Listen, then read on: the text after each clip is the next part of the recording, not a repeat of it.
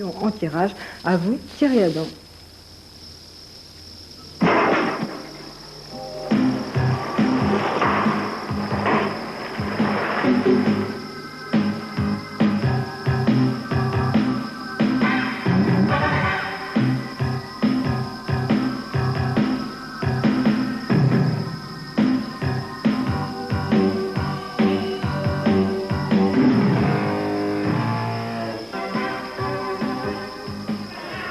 Mesdames, Mesdemoiselles, Messieurs, bonsoir et bienvenue au Nord-Pas-de-Calais puisque vous nous rejoignez un peu exceptionnellement ici au Nouvion en tirage du côté de Saint-Quentin. Nous allons en reparler tout de suite et en tout cas bienvenue à nos tout jeunes spectateurs car vous le savez, c'est sans doute le sport qui attire les plus jeunes spectateurs ici et téléspectateurs aussi dans une ambiance tout à fait extraordinaire pour ce bicross sur lequel je suis assis. Vous le voyez ici, c'est la plaque numéro 1. Autrement dit, j'ai pris le vélo du champion du monde qui, vous le savez peut-être, ou vous ne le savez peut-être pas, vous le découvrirez au cours de cette émission. Le champion du monde est Picard, il habite au Nouvion en tirage. Ceci explique sans doute cela. Nous en reparlerons tout à l'heure. Nous allons assister tout au long de ces 55 minutes d'émission à ces qualificatifs, puisque nous sommes aujourd'hui en ce samedi après-midi au moment des qualifications. Nous allons assister aux qualificatifs de ce qui est la deuxième manche des championnats d'Europe de bicross avec tout à l'heure un rendez-vous que je vous conseille de ne pas manquer à 18h30, les super classes, autrement dit des jeunes qui ont entre 18 et 25 ans. C'est, je peux vous le dire, nous avons assisté tout à l'heure aux premières qualifications, ce qu'il y a de plus spectaculaire. Mais puisque nous rejoignons aujourd'hui le Nord-Pas-de-Calais, c'est pour nous au Picardie un très grand plaisir, je vous propose tout de suite de découvrir la région de l'Aisne et de découvrir un petit tour en tirage et de découvrir une carte postale du Nouvion, notre terre d'accueil aujourd'hui. Aux confins de la Picardie, entre le Nord et les Ardennes, le Nouvion en tirage est une ville de 3200 habitants. Son territoire est un des plus vastes du département de l'Aisne. Situé sur l'axe Allemagne-Grande-Bretagne, le Nouvion est une voie de passage très fréquentée. Dans cette ville, bien équipée en commerce, infrastructures d'accueil et services, l'inconvénient pour les jeunes ou les adeptes de manifestations culturelles, c'est quand même l'éloignement des grandes villes. Hirson est à 30 km et Saint-Quentin à 45 km. Dans cette région à vocation herbagère, le Nouvion a conservé son caractère agricole. On dénombre encore plus de 70 exploitations sur le territoire de la commune. Conséquence directe de la prédominance de l'élevage, le Nouvion possède une laiterie et une fromagerie qui emploient chacune plus de 100 personnes. Le sandwich du Nouvionnais, c'est la tarte au maroilles, ce fameux fromage dont on prétend qu'il est le plus fin des fromages forts. Et puis le Nouvion se singularise aussi par son foie gras. Depuis 2 ans, au comté de l'Alousie, monsieur et madame Bourquin produisent cette denrée très recherchée. L'an dernier, ils ont gavé près de 6000 canards et comptent bien s'agrandir encore. La municipalité les encourage, considérant que le destin du Nouvion est intimement lié à celui du foie gras. Les canards sont gavés à partir de 14 semaines. En 15 jours environ, ils sont à point, avec un foie qui pèse en moyenne 400 grammes. Côté industriel, il faut noter la présence d'une entreprise de conditionnement pharmaceutique où quelques 150 personnes sont employées. Hormis un abattoir et une entreprise de transport, le Nouvion ne possède pas d'autres industries. 9% de la population active est aujourd'hui au chômage. Phénomène classique dans une zone rurale, la population tend légèrement à la baisse. Le Nouvion a quand même son lotissement et quelques immeubles HLM. Entouré d'un parc superbe, le château, en briques et en pierre, date du 19e siècle. C'est là que naquit le comte de Paris, qui en est toujours propriétaire.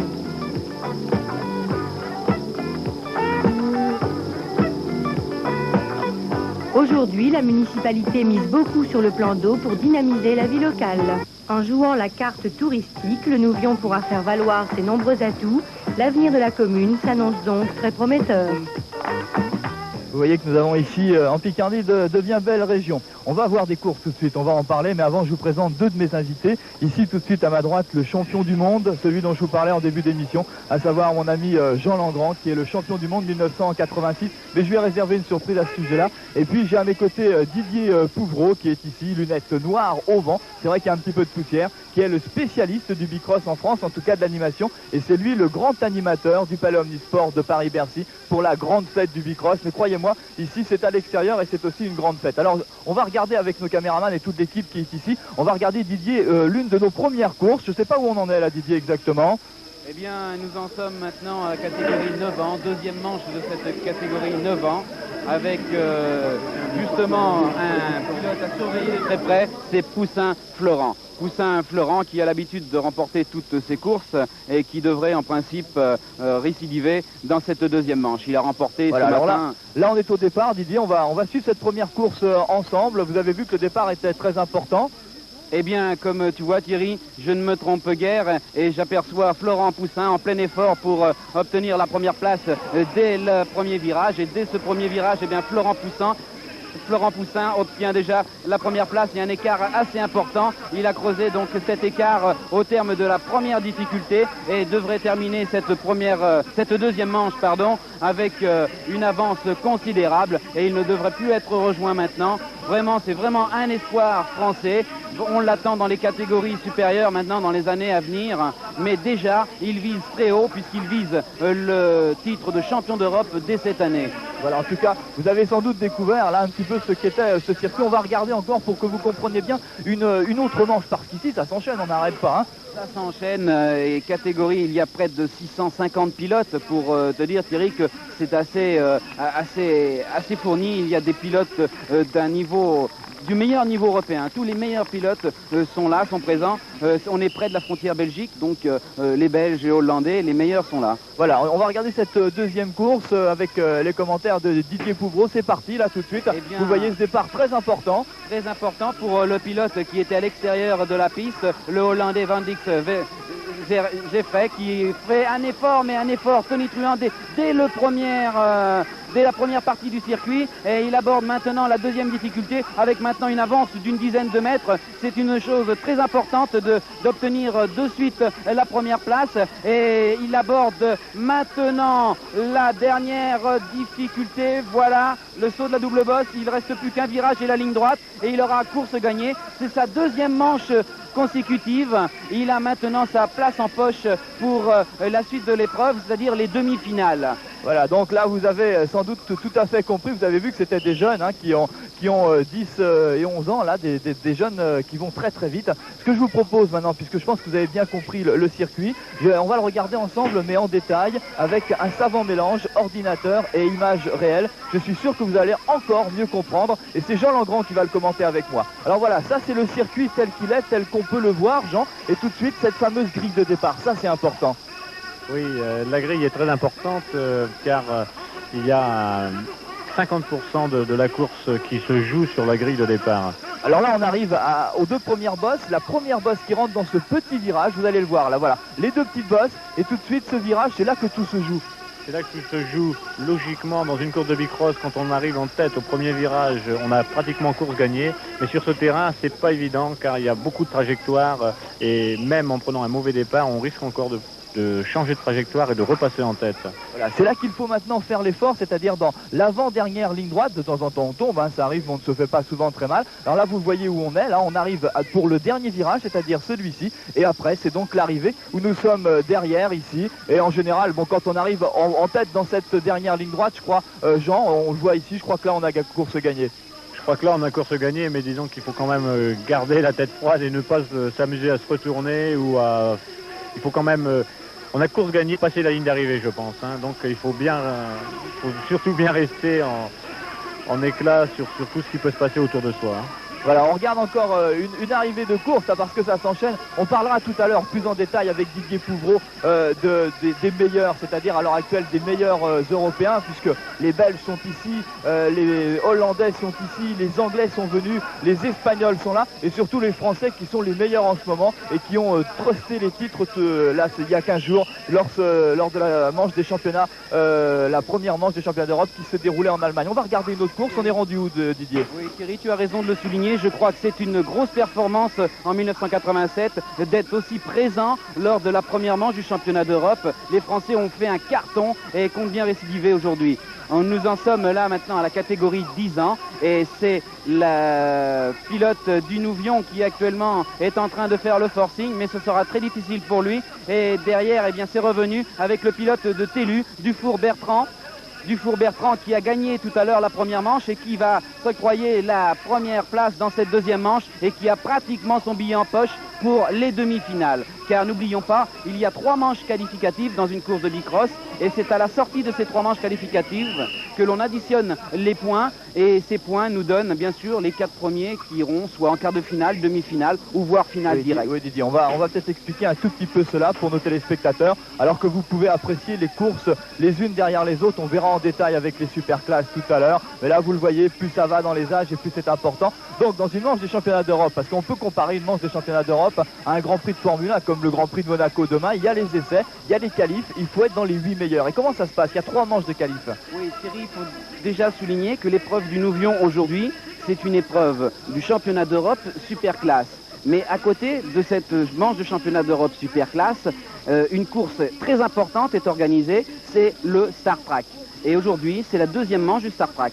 C'est un peu le complément du championnat d'Europe superclasse. Le Star Track, c'est un peu le championnat d'Europe par manche de tous les pilotes experts, des meilleurs pilotes bien sûr européens experts. Voilà, alors on a beaucoup parlé, on a beaucoup vu ces vélos. Ce que je vous propose là, alors que l'on voit encore un départ et ça s'enchaîne, vous voyez quel rythme extraordinaire, il y a plus de 800 pilotes qui sont là. On a beaucoup parlé de ces vélos bicross.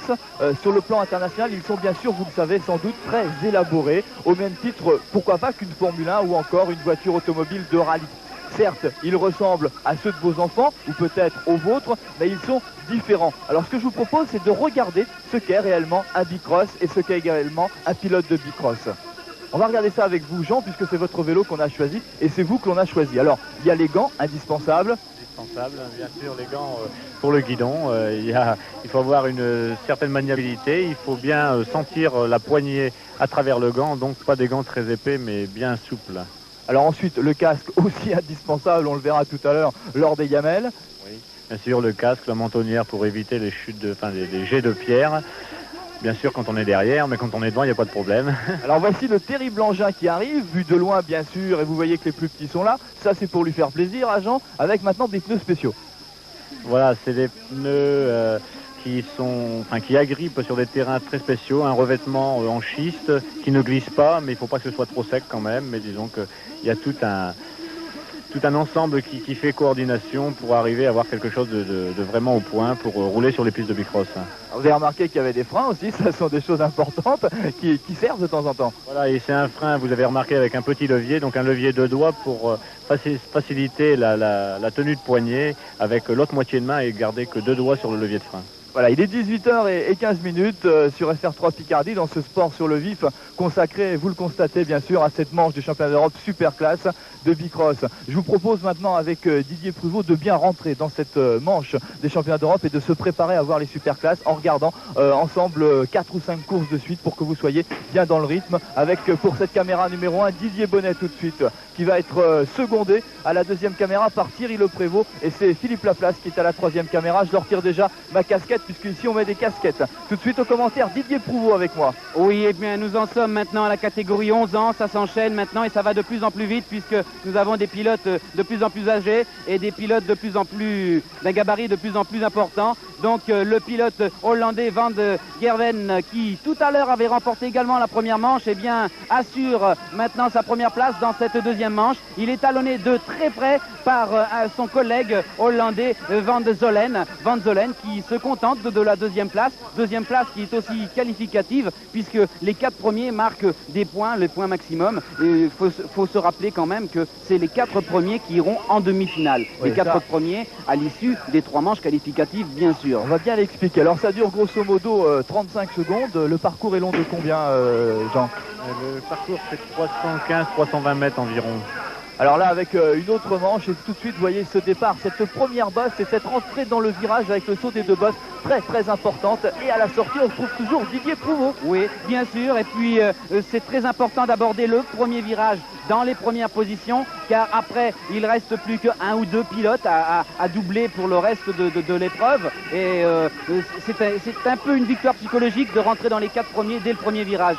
Comme là nous apercevons le pilote qui nous vient de Tellu, Colette Rodolphe qui a fait un effort dans la première ligne droite pour s'emparer de l'une des premières places et qui a poursuivi son effort jusqu'à plus de la moitié du circuit pour s'emparer de cette première place. Première place qu'il mérite bien et il a certainement le souffle qui va on verra ça tout à l'heure avec éventuellement quelqu'un à l'arrivée. On essaiera d'aller jusque là-bas puisque j'ai mon HF et on essaiera d'aller jusqu'à l'arrivée, voir un petit peu cet effort considérable. Et croyez-moi, ça va très très vite. On va regarder un autre départ là, juste au-dessus de moi. Oui, c'est très serré sur une petite partie. On va regarder tout de suite ce départ avec une nouvelle course et toujours des départs super rapides. Ah oui, toujours, et puis de plus en plus rapide. On vient de sauter d'une catégorie plus âgée, catégorie 12 ans, avec là des Belges, des Anglais, et des Hollandais, des Belges encore, bien sûr les Français qui sont là, présents. Et là, la course vient de se clarifier un petit peu.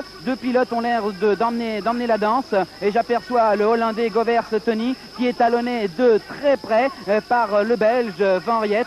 C'est un peu le même dessin que la première manche car tout à l'heure ils se sont partagés tous les deux premières places et ils recommencent en deuxième manche. Vraiment ils se sont habitués très bien à cette piste qui est très technique et très dure quand même. Avec la victoire de Tony Govers, le Hollandais qui l'a emporté avec quelques longueurs d'avance.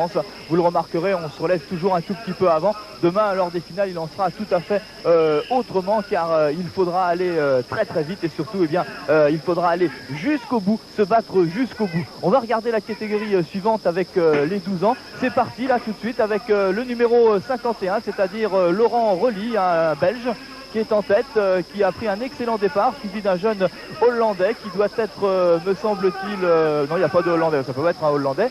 Didier, c'est pas toujours facile oui, que non, ça va super vite. C'est pas toujours facile, on arrive un peu à les reconnaître, mais Relly Laurent vient de se faire doubler. Oh là là, un coude à coude de tous les deux. C'est le pilote de Roissy qui est au coude à coude avec le Belge Dodé, oui, qui a fait très grosse impression tout à l'heure lors de la première manche. Il ne tombe pas, hein, si finalement il tombe, vous avez vu comme quoi il était devant, mais alors là il faut peut-être expliquer un point du règlement parce qu'il se peut qu'il y ait de temps à autre on pose des réclamations, Jean, et quelquefois bon celles-ci sont acceptées, c'est un peu comme au show, on n'a pas le droit de bousculer.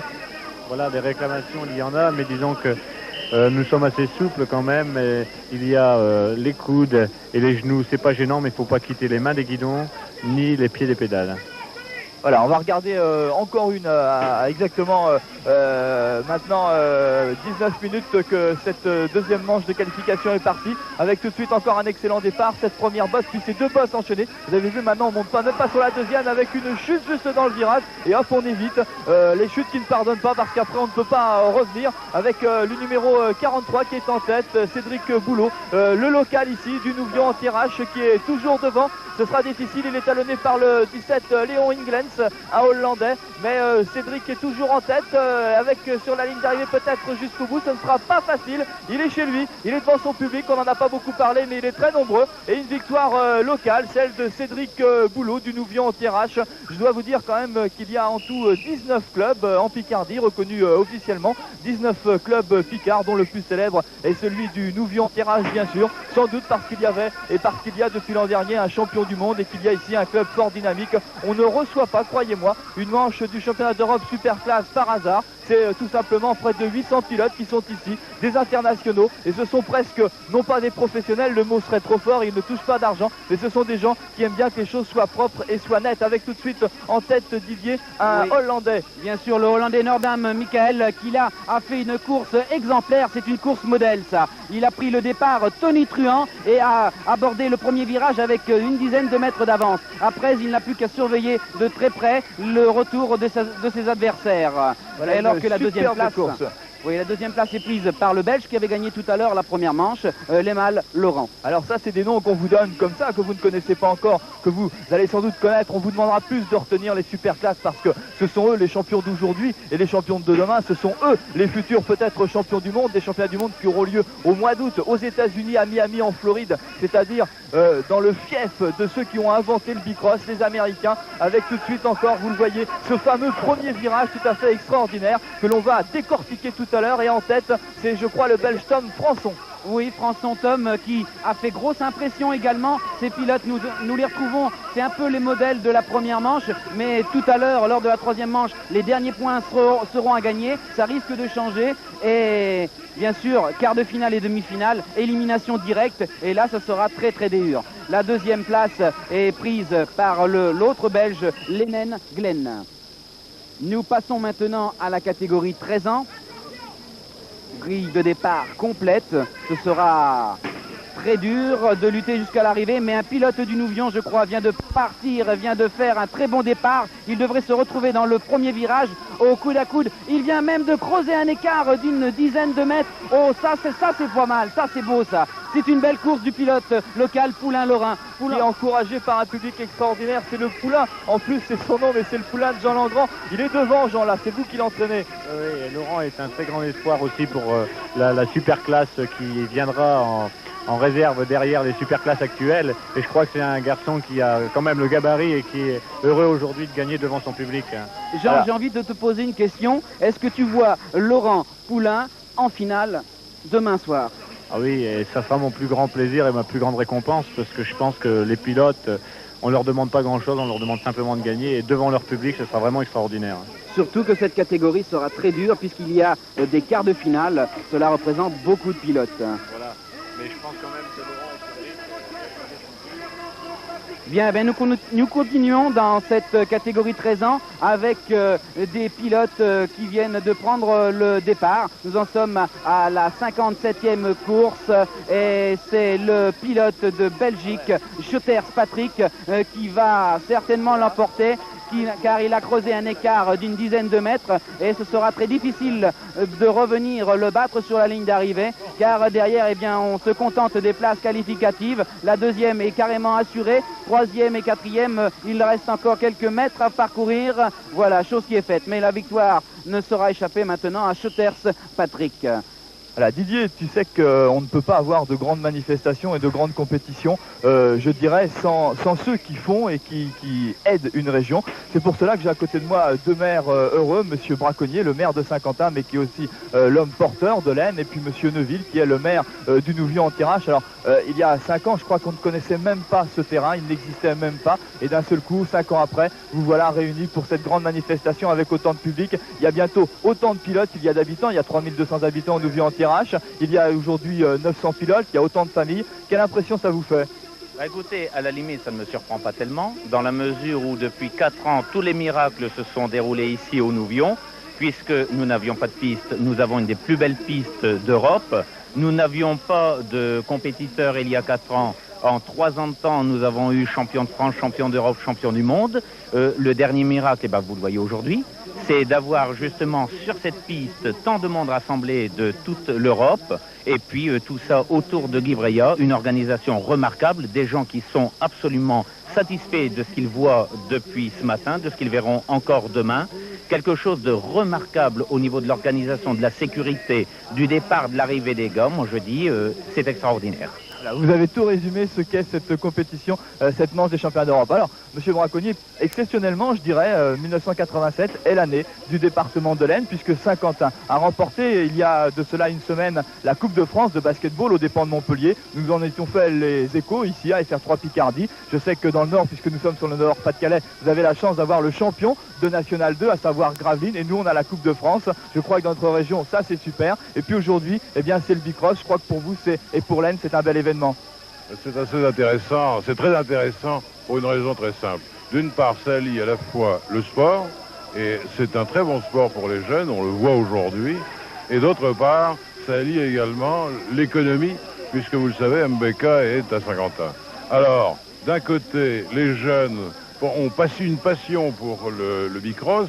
De l'autre côté, ça amènera, j'imagine, des affaires à MBK, donc des emplois nouveaux. C'est tout ce que je peux souhaiter. Là aussi, je suis un homme heureux. Voilà, eh bien, je vous laisse retourner à vos affaires et nous on revient Didier, je vous ai un petit peu abandonné. Vous voyez, on fait tout en direct, hein. On tourne même le dos à la caméra. Ce n'est pas très grave, mais que voulez-vous, on fait ça en direct. Et le circuit est petit quand même, hein. C'est bien resserré. C'est peut-être ce qui est exceptionnel, c'est que l'arrivée est pratiquement le départ et tout se passe sur ces 300 mètres de piste. On va regarder ensemble une dernière course avant de faire une pause. Non pas une pause musicale, comme l'on dit lorsqu'on fait de la radio, mais nous allons faire un super classe, le premier super classe qui est en place. Alors ce que l'on va faire, c'est que on va peut-être demander à ce que ça attende un tout petit peu. Ce qu'on va faire, c'est que nous on va regarder un sujet pour se réserver un tout petit peu pour se mettre en place. On va regarder un sujet sur le freestyle. On a la chance d'avoir un autre côté spectacle et nous avons rencontré les meilleurs européens, les Mad Dog, avec des figures remarquables et un sujet très distrayant. C'est notre pause café tout de suite.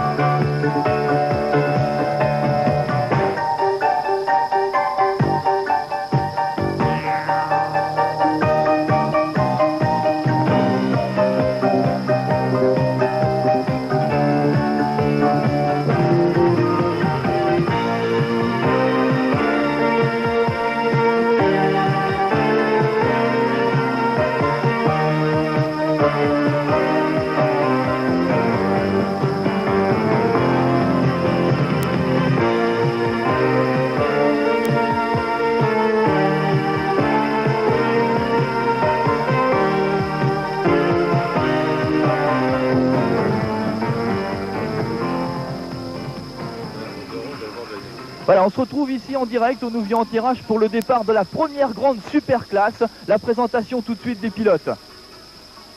Eh bien, le numéro 1 que vous voyez là, c'est Van Zuylen, Pierre Van Zuylen, le Hollandais, champion d'Europe 1986. Attention, une bête à battre, une bête à battre. Le numéro 18, c'est Ronnie Gertz, le Belge. Le numéro 22, suivez-le bien, c'est Patrick Huygberts, un autre Belge. Ils sont sur la ligne de départ, ils sont prêts.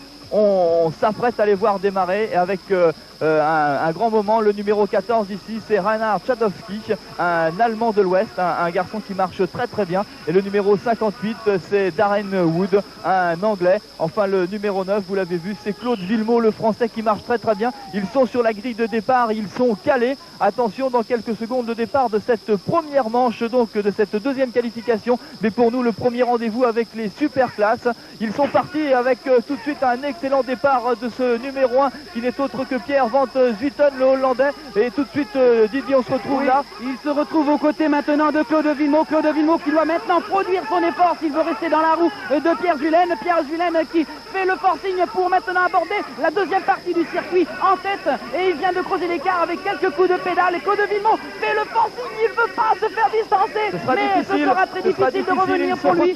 Il se retourne surtout pour assurer sa deuxième place, car il sait déjà qu'il ne pourra revenir sur le champion d'Europe. Mais Claude Villemot a tout à l'heure fait très grosse impression et failli battre le champion d'Europe. Il se sert surtout de sa qualification. Il fait 2 fois deuxième. Il lui manque plus que quelques points seulement pour se qualifier pour les quarts de finale. Claude Villemot qui a remporté, soulignons-le. Oui, voilà, soulignons-le. Eh bien voilà, je le dis tout seul maintenant.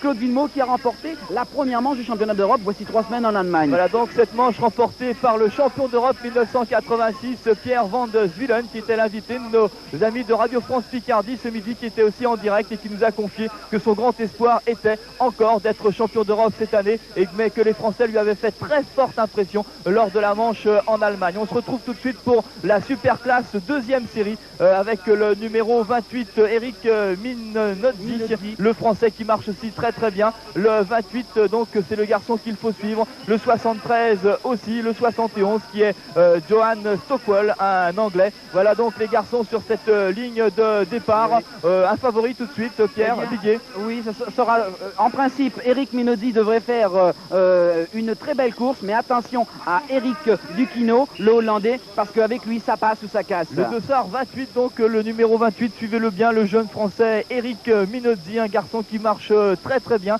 Ce départ, regardez bien ce dossard 71, c'est notre Anglais de service, ça passe ou ça casse. On va donc dans les starting blocks comme l'on dit, on va se tirer, comment vous dites, une baston. C'est ça, j'emploie un peu le jargon, c'est une baston, c'est court et c'est vraiment violent. On va voir ce départ. Pour cette baston. Oh, c'est parti, il y en a qui sont restés dans les starting blocks. C'est parti avec Eric Minozzi. Et qui a laissé littéralement Duquino, la bête à battre dans cette course, qu'il l'a laissé dans les starting blocks. Et Eric Minozzi va certainement faire un cavalier seul dans cette course. Regardez comme il se déchaîne. Il va produire son deuxième effort là, maintenant, pour assurer sa première place. Regardez comme il est véloce, il est puissant. Et il va laisser maintenant la deuxième place à Vico Christophe qui nous vient de Apt. Un doublé dans cette deuxième manche. Eric Minozzi assuré maintenant d'être qualifié pour les quarts de finale. Eric Minozzi qui était encore l'année dernière que seulement pilote expert et qui a terminé au classement championnat de France en tête de ce championnat de France en catégorie expert. Ici là d'Eric Duquino, le Hollandais. Pourtant les Hollandais sont très forts, ils sont venus avec leur meilleure super classe. Oui, avec lui, comme je te le disais tout à l'heure, ça passe ou ça casse. Avec tout de suite sur la ligne, la grille de départ, une nouvelle épreuve super classe avec ici Luc Kohler, le numéro 74. Luc Kohler, vainqueur de Bercy, on peut le souligner, vainqueur de Bercy l'année passée. Luc Marcel Kohler. Van Sloten, le dossard 62 qui est un Hollandais. Le dossard 26 c'est Wolfgang Meyer, l'Allemand de l'Ouest. Alors que juste à côté de lui vous avez aperçu le dossard numéro 2 de Xavier Redois, le jeune Français de Machecoul, un garçon qu'il faut suivre et qui est en très grande forme. En très grande forme puisqu'il vient de décrocher le titre de champion de France 1987 jeudi qui vient alors voici 2 jours. Suivez bien ce départ donc surtout le numéro 2 pour nous puisque nous sommes quand même en France bien sûr avec Xavier Redois, un garçon qui marche très très bien sur la ligne de départ ici alors que vous avez devant vous Dirk de Meulerer, le Belge. C'est parti avec des garçons qui sont restés dans les starting blocks et d'autres qui ont failli tomber, mais tout de suite un excellent départ là encore de un garçon dont je n'ai pas. C'est Xavier Redois qui vient de prendre le meilleur départ et qui vient de creuser regardez, à la sortie du premier virage, il a 5-6 mètres d'avance. Il doit maintenant absolument produire son effort pour éviter le retour des autres adversaires. Et le retour notamment de Darren O'Neill, un Anglais qui est juste derrière. Oui. Darren O'Neill ou Xavier Redois ici en jaune qui est devant, mais attention, une superbe fin de course au sprint comme l'on dit, mais Xavier Redois s'impose finalement devant Darren O'Neill, un Anglais, une course superbe. Superbe course, d'autant plus que Xavier Redois a été obligé de s'employer jusque sur la ligne d'arrivée l'arrivée pour conserver sa première place. Un moment, 2 secondes de relâchement et il se faisait passer par l'anglais O'Neill. On se retrouve sur la ligne de départ maintenant, tout de suite, avec la 4e manche Superclasse, manche de qualification. Ici au Nouvion en tirage pour cette 2e manche des championnats d'Europe, de championnat d'Europe de bicross. Une 2e manche qui se dispute en France, c'est la seule et unique ici avec le dossard 37 que vous avez pu apercevoir, qui n'est autre que Gert van der Meijs, un Hollandais qui marche aussi très très bien. Oui, et je donnerai comme favori dans cette série le Hollandais Ongendorn Phil, un ancien champion du monde de la catégorie le Superclass. dossard 60 est Philippe Sautivet des Yvelines, un jeune français. Et ici avec le numéro 59, c'est Jean-Luc Ferré, un garçon que l'on connaît bien aussi. Et tout de suite, ce départ de cette 4e manche suivi donc bien tous ces garçons. Le départ toujours aussi important, toujours aussi prenant, toujours aussi plein de concentration. Et c'est parti, vous l'avez vu comment les garçons poussent tout de suite, peut-être plus serré cette manche. Ongendorn, l'ancien champion du monde 1985, vient de prendre un départ très très rapide derrière. Ils ont du mal à rester dans sa roue et les places ne sont encore pas acquises. Si Ongendorn ne produit pas son effort maintenant, il n'est pas sûr de gagner. La preuve, c'est que derrière, ça revient très fort. On est là dans sa roue pour lancer le sprint très loin. Ça bouscule un petit peu, mais toujours Ongendorn en tête qui produit son effort. Oh, il a course gagnée, je pense, dans le dernier virage. Attention tout de même au retour, mais je crois que là, en général, quand on est devant, on reste devant jusqu'au bout. Et une petite figure juste en passant. Tout à l'heure, je pense qu'on n'a pas eu le temps d'en parler, mais vous avez dû apprécier le freestyle. C'était notre petite pause et ça devait être super sympa. On termine avec la dernière manche Superclasse. Tout de suite, on va se retrouver au départ. Alors que là, ce sont les garçons qui viennent d'arriver, qui viennent de produire un effort considérable. On essaiera d'avoir, je vais envoyer Jean Langrand chercher ou Xavier Rodois ou un jeune Français qui marche bien pour voir un petit peu ce qu'il en pense juste après ses efforts. La dernière manche tout de suite des Superclasses avec quelques favoris qui se détachent, notamment peut-être l'anglais Robbie Stobar, qui est un anglais qui marche très bien, et encore Christophe Berthiaud, un jeune Français de Romans qui porte le numéro 15 et que l'on va suivre avec beaucoup d'attention car les Français marchent bien. Ce n'est pas du cinéma, les Français sont peut-être les meilleurs Européens. Ici, justement, Christophe Berthiaud de Romans, un garçon qui marche très très bien, ce numéro 15. À côté de lui, c'est Philippe Ploche, un Français aussi, de Montgeron, des garçons que l'on va suivre. Et ce numéro 32, c'est Thomas Falter, l'Allemand de l'Ouest. C'est donc cette 5e qualification des Superclasses. Et tout de suite, avec Vincent Genre, un garçon aussi qui est un jeune Français qui va essayer de se qualifier. Suivons donc le dossard 15, le dossard 78, mais attention tout de même à Thomas Falter l'Allemand ou Rob Stobar l'Anglais ou René Wetterings le Hollandais. Eh bien, là, un départ tous sur la même ligne. Aucun pilote n'est resté sur la grille de départ. Ce qui montre maintenant, tous les pilotes sont groupés et ce sera très difficile de se détacher à mon avis. Un pilote quand même domine. Vincent Genre. C'est Vincent Genre, voilà, avec sa tunique MBK, reconnaît ça avec sa tunique MBK. Et il doit maintenant produire un second effort. Voilà, c'est pour la course, c'est pour la gagne là. Derrière, ça revient. Attention, oh là là, Berthiaud qui fait l'extérieur, mais peut-être un petit peu trop. Berthiaud là qui a voulu faire l'extérieur. Obligé de replonger, voilà. Maintenant, avec sans doute, et oui, la victoire ici de Vincent Genre de Montgeron, que l'on n'attendait pas à pareille fête dans ses qualifications. Non, et qui a peiné pour finir. La preuve, c'est que Christophe Berthiaud est arrivé juste dans sa roue. Voilà, donc on va. Oh là là, il y a du monde partout. Eh bien. Le champion de France 1986 et 87, voilà. Le vice-champion de France. Je vais demander au champion de France de s'installer 2 secondes. Si tu veux bien t'installer à mes côtés, puisque l'on vient de voir les 5 manches Superclasse. On fait en direct et c'est pas facile. Alors, je dirais que tu peux peut-être te présenter en 2 mots. Donc Xavier Rodois, j'habite la région nantaise, je pratique le bicross depuis 6 ans environ. J'ai été cette année champion de France, l'année passée aussi. J'ai fait 2e l'année dernière au championnat d'Europe. Et pour l'instant, je me classe 3e en Allemagne. Alors, est-ce que c'est un effort difficile sur cette piste du Nouvion anti-rache? C'est une piste physiquement qui est relativement facile. Au niveau technique, elle est quand même relativement sélective sur les premiers 100 mètres. Et elle permet quand même de nombreux dépassements avec les virages relevés. Alors, le fait d'être champion de France en titre, ça vous soulage maintenant? Vous êtes complètement délivré pour vous concentrer, je dirais, sur cette épreuve des championnats d'Europe? Ouais, plus ou moins. Disons que le titre, c'est vrai, c'était un but dans la saison. Maintenant, il reste à parcourir le championnat d'Europe le mieux possible et essayer de monter dans la hiérarchie. Pourquoi pas avoir un titre de champion d'Europe, je le souhaiterais beaucoup. Et je pense que oui, ça me soulage un petit peu, ouais. Je pense que Xavier pense aussi au titre de champion du monde. Ouais, bien sûr, c'est toujours quelque chose qu'on rêve parce que j'ai frôlé 2 fois la victoire en 84 et 85. Et pourquoi pas en Floride cet été, j'espère beaucoup. Et écoutez, vous aurez déjà l'occasion de faire un excellent voyage. En tout cas, eh bien, puisque l'on parlait du championnat du monde, Didier, vous m'avez facilité les choses puisque le Nouvion anti-rache est devenu célèbre en fait en août 1986, le jour où sur les téléscripteurs est apparu le nom du Français Jean Langrand. Sacré champion du monde, c'est tellement rare qu'on était obligé de s'intéresser à lui. Un retour en arrière et puis je dirais maintenant un petit retour presque historique. C'était en fait le début peut-être de ce que nous vivons ensemble aujourd'hui. Un reportage de Jacques Deveau. Jean Langrand a 28 ans, mais seulement 2 ans et demi de pratique du bicross. Pourtant à Slough, en Grande-Bretagne, cet amateur est devenu champion du monde dans la catégorie cruiser. Il battait ainsi des pilotes dont certains avaient plus de 10 ans de pratique. En étant persuadé d'être moins entraîné qu'eux ou moins d'expérience, j'avais plus de chance de gagner. J'avais moins d'angoisse. Malgré le manque de connaissances, finalement, des courses.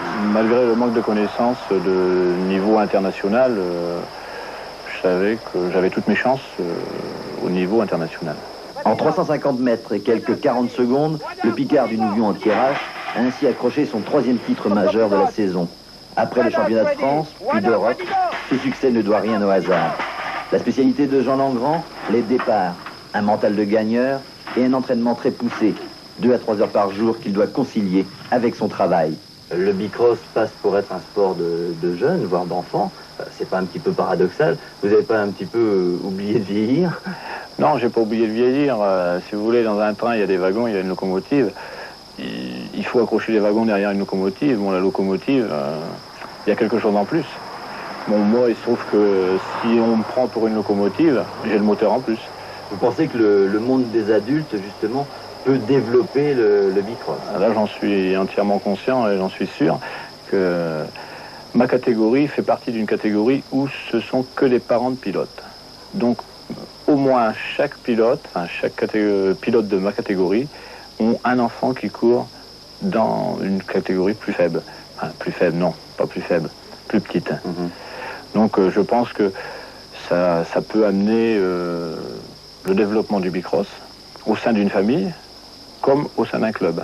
La victoire de Jean Langrand, c'est aussi celle du club du Nouvion, dont un autre membre participait également à cette finale.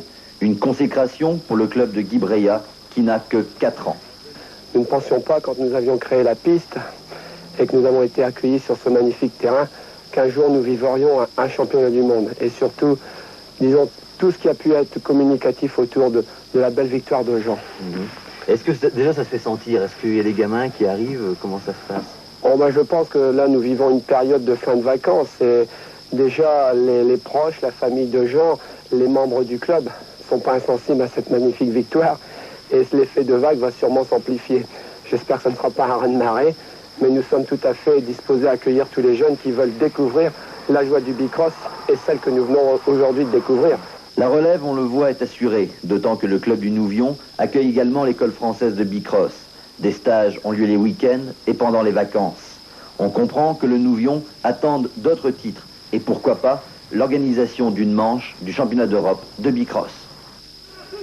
Et on se retrouve en direct. Je vous le disais que c'était un petit peu ce mois d'août 1986 l'an dernier. C'est peut-être à ce moment-là et ce jour-là en Angleterre que s'est décidé cette manche ici des championnats d'Europe. Non pas au niveau de la fédération, mais c'est sans doute cette petite goutte d'eau qui a fait déborder le vase, mais dans le bon sens pour une fois, car en général les petites gouttes d'eau, elles sont pas très sympathiques et elles ne font pas déborder les bons vases. Mais c'est sans doute ce qui explique, et c'est sans doute ce titre de champion du monde qui a consacré le Nouvion anti-rache, qui a consacré le club de bicross du Nouvion anti-rache, le Nouvion Bicross Club, et puis surtout, bien, je crois que c'est peut-être ce qui a, je dirais, amené un petit peu d'argent pour finir cette piste. Et puis je crois qu'il y a eu tellement de bénévoles et que ça fait tellement un phénomène dans ce petit village, car c'est un village, et bien je crois qu'un titre de champion du monde, c'est quelque chose qu'on ne peut pas négliger, qu'on ne peut pas mettre de côté, et je crois que c'est peut-être ce qui explique ce grand rendez-vous, car c'est la grande fête, vous en rendez certainement compte, c'est la très grande fête du bicross, c'est la grande fête de ce sport que l'on connaît bien aux États-Unis, que l'on commence à bien connaître en France, que l'on ne connaissait peut-être pas assez dans notre région, dans le Nord-Pas-de-Calais-Picardie, même si je sais qu'il existe beaucoup de bicross du côté de Lille, s'il existe des bicross à Berck, une excellente piste, toujours est-il que je crois que vous le sentez, c'est la très grande fête ici, une ambiance extraordinaire, un monde extraordinaire, des speakers qui font vivre cet événement comme ce n'est pas possible, c'est vraiment, je crois, remarquable. Didier, on va peut-être pouvoir, avant de parler avec un nouvel invité, faire le point sur une nouvelle course. On va voir si en régie on peut nous montrer une nouvelle course. Croyez-moi ici, nos caméramans et toute l'équipe qui est à mes côtés bien fait un petit exploit, car ce n'est pas facile de suivre les courses, ça va tellement vite, mais on a beaucoup travaillé, ils ont beaucoup travaillé, on peut leur tirer un coup de chapeau. Pour l'instant, bien c'est un petit peu vide la piste pour nous, mais ça va arriver tout de suite, on va se retrouver sur cette piste du bicross du Nouvion en tirage où se disputent donc ces championnats d'Europe. Un mot, Claude Villemont, puisque vous êtes à l'antenne avec nous. Vous avez été 4 fois champion de France, c'est cela? Oui, j'ai été 4 fois champion de France et actuellement je suis en tête du classement provisoire du championnat d'Europe, dont c'est la deuxième épreuve aujourd'hui. Alors, est-ce que pour vous, le plus important, c'est le titre de champion de France, c'est le titre de champion d'Europe ou le titre de champion du monde? Bon, personnellement, j'avais vraiment axé ma préparation pour le championnat d'Europe parce que mes études ne m'ont pas permis de m'entraîner convenablement pour le championnat de France.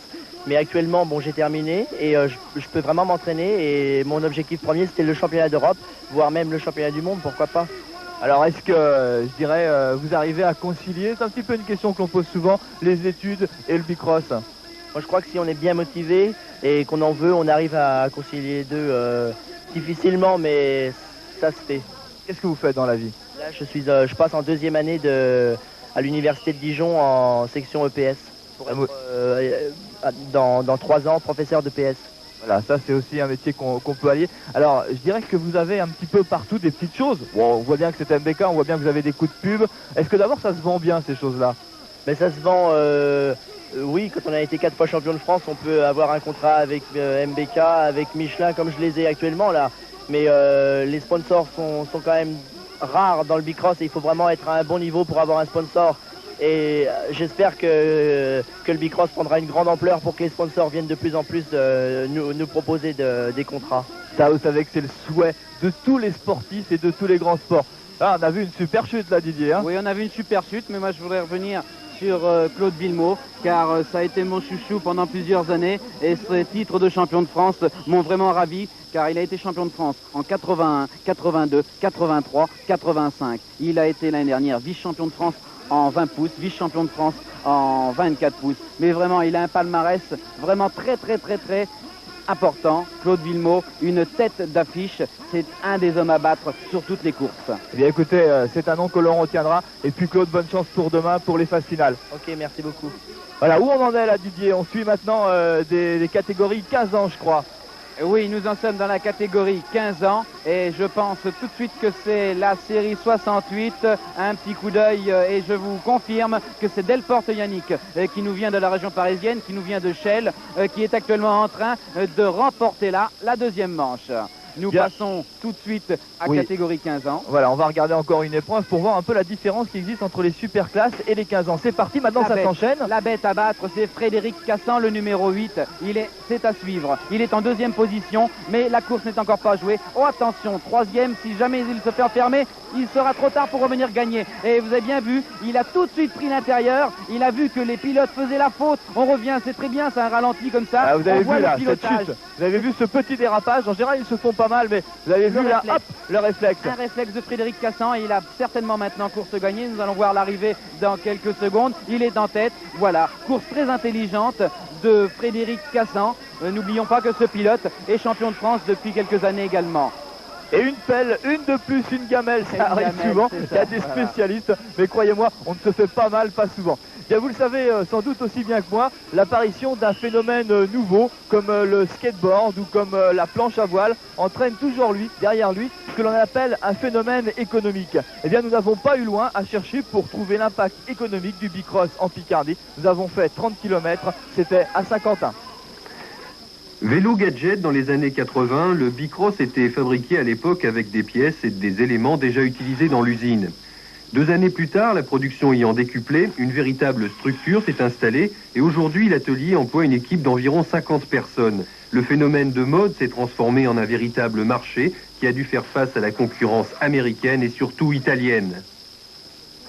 Ce que l'on souhaite surtout, c'est que Motobécane prenne une part plus grande, disons, dans le bicross de haut de gamme, ce qui n'est pas le cas actuellement. Les Américains tiennent le haut du pavé, mais je pense que nous n'avons pas à rougir. Justement, nous devons porter en avant ces 2 victoires françaises, entre autres celle de Jean Langrand, du Nouvion, et ce qui prouve que le matériel français, le matériel MBK en particulier, est à la hauteur, disons, de ce que l'on peut espérer en bicross. C'est là le grand paradoxe. À l'heure où MBK obtient la consécration avec 2 titres de champion du monde, les ventes de bicross français sont en baisse en raison surtout de la concurrence italienne dans les grandes surfaces. Aussi, à Saint-Quentin, on espère que les résultats acquis en compétition servent de référence de qualité auprès des clients. Et puis, si les jeunes ou moins jeunes en ont assez de se dépenser à pédaler, MBK a déjà pensé à eux avec le dernier né de la gamme, le bicross à moteur. Écoutez, je suis très content parce que j'ai enfin découvert, grâce à ce commentaire de Jean-Marc Huguenin, là je viens de découvrir ce qui m'attend, à savoir un bicross, bien sûr, parce que c'est tout à fait logique que je m'entraîne au bicross, mais avec un moteur c'est tellement bien, et puis les couloirs des FR3 Picardie sont tellement longs, c'est bien ce qu'il va me falloir, un bicross avec un petit moteur. Didier, puisque nous sommes ici au Nouvion en tirage et que nos téléspectateurs, j'en suis sûr, sont ravis de voir enfin un sport qu'ils n'ont pas souvent l'habitude de voir, sauf à Bercy, on va regarder encore quelques courses. Oui, juste un petit mot quand même pour signaler qu'il existe une école française de bicross. Oui, bien on va en parler avec Jean Langrand, puisqu'on regarde quand même cette dernière course. Non, là c'est plus marrant, il a trop d'avance. Ça m'amuse plus moi quand il n'y a pas de la bagarre, quand il n'y a pas de la baston. Eh bien je te promets de la baston demain au moment des demi-finales où l'élimination sera directe et bien sûr les finales où alors là c'est très serré. Oui Jean, un mot sur cette école de bicross que tu manages ici au Nouvion en tirage. Oui, je manage le centre régional du Nouvion en tant que responsable technique. Michel Lalande, directeur technique national, est d'ailleurs parmi nous aujourd'hui. Je l'ai aperçu tout à l'heure. Disons que c'est pour avoir un niveau assez relevé pour aller à l'étranger. D'ailleurs, on s'en a aperçu déjà cette année, puisque l'année dernière, au niveau européen, les Français n'étaient pas très très bons. Et cette année, comme l'a dit Didier, et comme on a pu le remarquer aujourd'hui, les Français quand même sont au-delà des Européens quand même. Et je pense que ça ira de mieux en mieux. On a quand même de bons atouts et de bons instructeurs pour arriver à faire quelque chose de très bien. Alors on m'a dit tout à l'heure, vous savez Thierry Adam, il y a des clubs à Compiègne et ils sont des centaines à vous regarder. Alors puisqu'ils sont des centaines, il y en a peut-être parmi leurs copains qui ne font pas de bicross. Comment on fait pour faire du bicross ? Eh bien c'est tout simple, nous organisons des stages d'initiation découverte de bicross, de perfectionnement de bicross. Donc si ils veulent faire du bicross, sinon qu'un numéro de téléphone, je vais quand même le donner à l'antenne, excusez-moi. 23 98 99 00, c'est le mien. Je vous recevrai à toute heure de la journée ou de la nuit si vous voulez, mais venez nombreux au Nouvion et vous apprendrez beaucoup de choses sur le bicross. Il est fou de bicross celui-là, je vous le dis moi tout de suite. On regarde encore quelques-unes de nos dernières courses, mon cher Didier Pouvreau. Et puis on va voir un petit peu, c'est la fin maintenant, puisque nous arrivons à la fin des qualifs. On a assisté tout à l'heure au super classe, c'était vraiment le grand moment de cette qualification. Et là maintenant des courses peut-être certainement aussi importantes pour les jeunes qui le font, mais des courses, ma foi, qui sont peut-être un petit peu moins rapides. Peut-être un peu moins rapides, c'est sûr, que les super classes. Mais je voudrais revenir un peu sur l'aspect un peu promotionnel du bicross, parce qu'il faut penser quand même qu'il y a énormément de clubs maintenant en France, énormément de clubs en France et 12 000 licenciés à l'Association française de bicross. Nous revenons bien sûr sur un pilote que l'on a l'habitude de voir dans les premières places, c'est Franck Chevreton qui domine littéralement sa catégorie 16 ans. C'est le deuxième champion du monde 86 français. Jean Langrand a été en est un et Franck Chevreton en est un second, puisque deux spécialistes du bicross sont champions du monde en France, ce qui est quand même exceptionnel. Eh bien moi je te dis que celui-ci c'est l'espoir numéro 1 français qui vient de suite après Xavier Redois et puis Claude Vivemot. Eh bien ça c'est des conseils que l'on veut bien croire. Toujours est-il bien que l'on va peut-être regarder l'une de nos dernières courses ensemble. On va se faire un commentaire, un vrai, alors que vous apercevez nos amis de TDF qui ont dû grimper très très haut parce que le Nouvion en tirage, je peux le dire, la première fois où je suis venu au Nouvion en tirage, j'avais l'impression, parce que c'est tellement plat, de traverser, de faire un Paris-Dakar et d'aller au bout du monde. Mais maintenant, je m'y plais bien, c'est pas le bout du monde. Et croyez-moi, c'est super et on y reviendra le plus souvent possible. Avec une course tout de suite et des garçons qui sont au coude à coude. Oui, et l'on aperçoit Claire Dubois-Arnaud qui fait le forcing car il est chez lui en Picardie et il veut absolument remporter la deuxième manche. Ce sera une chose pas facile puisque derrière 2 pilotes sont revenus et la victoire va se jouer maintenant entre Claire Dubois-Arnaud et le pilote d'Éragny, Anthony Xavier. Une victoire à la française avec un sprint. Oh là là, l'effort a été très très long et c'est le pilote d'Éragny, Anthony Xavier, qui remporte cette deuxième manche. Eh bien écoutez, je crois qu'on a pratiquement terminé cette émission avec un sprint final tout à fait remarquable. On peut donner, Didier, les grands rendez-vous de demain avec des demi-finales et des finales. Oh, venez très nombreux. Je suis sûr qu'aucune personne ne repartira mécontent de la journée de demain, car dès demain matin, dernière manche qualificative dès 9h, et ensuite les huitièmes de finale, les quarts de finale, les demi-finales, tout ça en élimination directe. Pour vous dire que la baston sera là et les places ne seront pas gagnées dès la première ligne droite. Voilà. Rendez-vous tous demain à partir de 9h. Il y a restauration, il y a tout ce que vous voulez. Vous pouvez passer la journée, une journée champêtre avec nous jusqu'à 17h. Voilà, et puis tous les petits gamins qui sont là, eh bien, souhaitent par mon intermédiaire une bonne fête à leur maman. Je vous donne rendez-vous très bientôt pour un autre sport sur le vif en Picardie. Et encore bonsoir à tous nos amis du Nord-Pas-de-Calais et bonsoir à nos amis Picards. Merci à FR3 aussi.